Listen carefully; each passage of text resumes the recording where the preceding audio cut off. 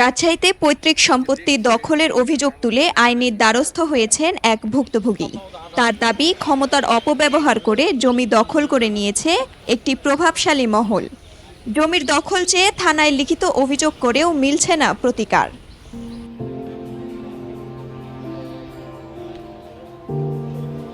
রাজশাহীর পবা উপজেলার বাগধানী এলাকায় প্রায় ২১ শতক জমি নিয়ে দীর্ঘদিন ধরে চলছে দখল বিরোধ। এই জমির মালিকানা দাবি করছেন রাজশাহী নগরীর ডিঙ্গাডোবা এলাকার বাসিন্দা দিনার হোসেন। তার দাবি, ১৯৯৪ সালে তার বাবা আব্দুল হালিম জমিটি বৈধভাবে ক্রয় করেছিলেন নার্গিস সাইদা বেগম নামক এক নারীর থেকে।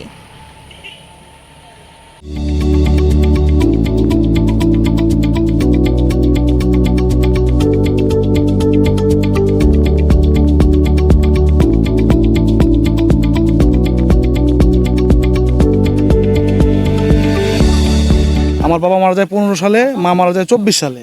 তো আমার আম্মা মানে মারা যাওয়ার পরে বাসায় কাগজ দেখে আমি এখানে আসার পরে দেখি যে জায়গাটার অবস্থা এরকম।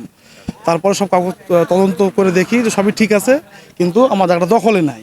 তারপর যখন এনাদেরকে বলি তখন এনারা বলে যে না, আমাদের কোনো কাগজ নাই, কিন্তু আমরা উঠবো না। এটা অবদা বা খাস জায়গায় বসে আছি আমরা।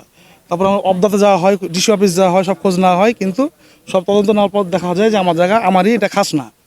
ওনারা জোরপূর্বক বা আওয়ামী লীগের একটা প্রভাব দেখিয়ে জিনিসটা দখল করে রেখেছে। ভুক্তভোগীর অভিযোগ, স্থানীয় প্রভাবশালী কয়েকজন ব্যক্তি দীর্ঘদিন ধরে রাজনৈতিক ক্ষমতার অপব্যবহার করে জমিটি দখলে রেখেছেন। তাদের মধ্যে রয়েছেন আজাদ, সিদ্দিকুর রহমান, আজিবর রহমান, নুরুল আলী নুরু এবং শাহিন আলী। তিনি জানান, তার পিতা ২০১৫ সালে এবং মাতা ২০২৪ সালে মৃত্যুবরণ করেন। এরপর জমির দখল নিতে গেলে বাধা দেওয়া হয়। স্থানীয়ভাবে একাধিকবার বিষয়টি মীমাংসার চেষ্টা করেও ব্যর্থ হন তিনি। লোকজন এখানকার তারাই হুমকি দিয়েছে, আর দোকানদার যেগুলো আছে তারা বলছে যে জায়গা তো ওনাদের না, এটা সরকারি জায়গা, এই সেই ইত্যাদি এগুলোই তারা বলছে। আর হুমকি দেওয়ার ভিতরে বলছে যে জায়গা আমরা ছাড়বো না, আর যে কোনো বিষয় সমস্যা সেটা আমরা ফেস করব। অন্যদিকে স্থানীয় একাধিক ব্যবসায়ী দাবি করছেন, তারা বহু বছর ধরে সরকারি খাস জমিতে দোকান চালাচ্ছেন। তবে জমির বৈধ দলিলপত্র দিনার হোসেনের কাছে থাকায় বিষয়টি ঘোলাটে হয়ে উঠেছে।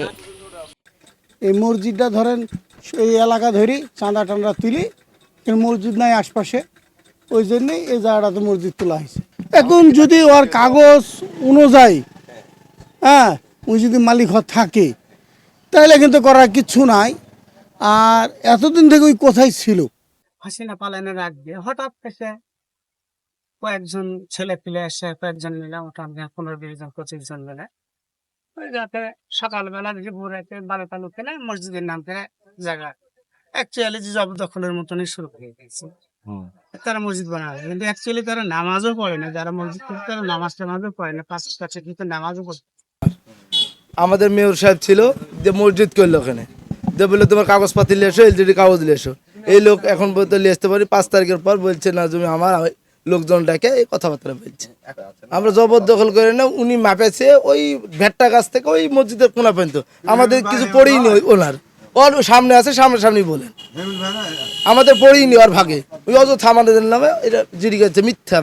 এখন যদি থাকে সে মাফিক ওনাদের মতো আগাবে, আমাদের এক্ষেত্রে কিছু বলার নেই। দিনার হোসেন আশাবাদী, প্রশাসনের নিরপেক্ষ তদন্তের মাধ্যমে তিনি তার পৈতৃক সম্পত্তি ফিরে পাবেন এবং দীর্ঘদিনের ভোগান্তির অবসান ঘটবে। তো আমি পবা থানায় একটা অবজেকশন বা একটা অভিযোগ জানিয়ে এসেছি। তারপরে যে আমি স্পটে এসেছি, ওসি বলছে আমরা জিনিসটা দেখছি এবং আমরা স্পটে আসবো এবং আমরা একটা পদক্ষেপ নিব। এখানে প্রায় ৮ কাঠা আছে আমার জায়গার কাগজপত্র সবই আমাদের নামে আছে। ওয়ারিশ সূত্রে আমাদের নামে জায়গার মালিক আমরা। নিজস্ব সম্পত্তির উপর অধিকার প্রতিষ্ঠার এই লড়াইয়ে কতটা সুরাহা হবে সেটি এখন দেখার বিষয়। প্রশাসনের পক্ষ থেকে দ্রুত ও নিরপেক্ষ পদক্ষেপই হতে পারে এই সমস্যার সমাধান।